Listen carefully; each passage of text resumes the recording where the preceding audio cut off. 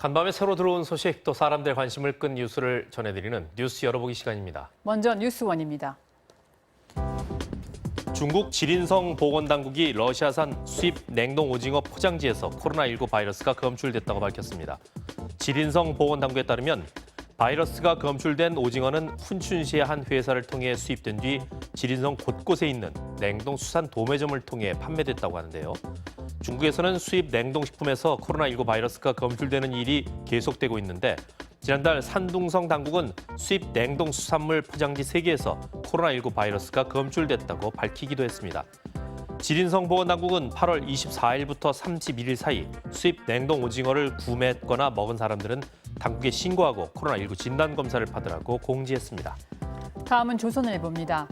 아동 성폭행범 조두순이 출소 후에 경기도 안산으로 돌아가겠다고 밝히면서 피해자 가족의 불안도 커지고 있습니다.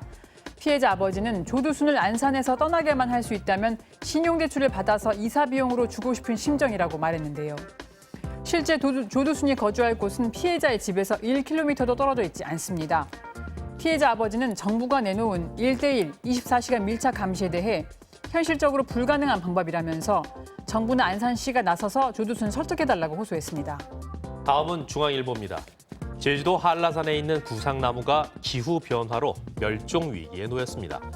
지난 10년 동안 한라산 주요 지역에서는 축구장 150여 개 면적의 구상나무 숲이 사라졌는데요. 제주도의 평균 기온이 오르면서 눈이 일찍 녹는 탓에 구상나무가 광합성을 하는 데 필요한 수분이 부족해졌고 태풍과 집중호우가 이어지면서 나무가 옆으로 쓰러지는 현상이 반복되고 있기 때문입니다.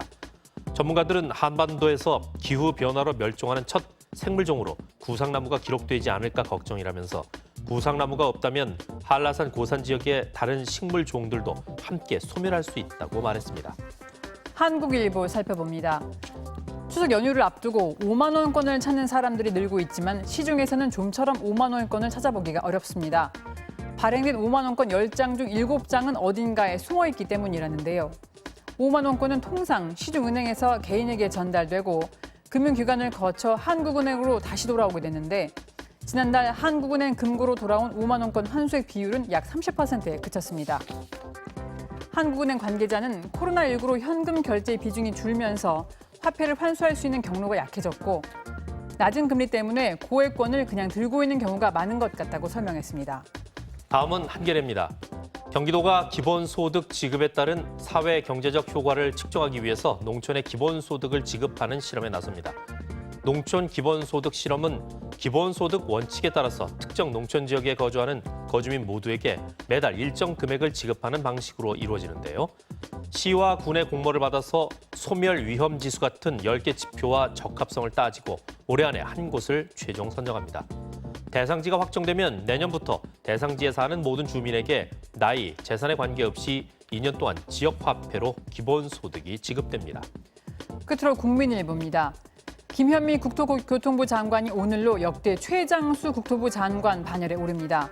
김 장관은 취임 초기부터 사는 집 아니면 다 팥이라고 말하면서 부동산 투기와의 전쟁을 선포했는데요. 취임 이후 역설적으로 서울 집값이 치솟기도 하고 부동산 규제 때문에 실수요자가 불편을 겪는 일도 있었습니다. 하지만 국토부 안에서 김현미 장관의 인기는 여전하고 특유의 추진력으로 각 부처의 업무 추진력이 개선됐다는 평가를 받고 있다고 합니다. 지금까지 뉴스 열어보겠습니다.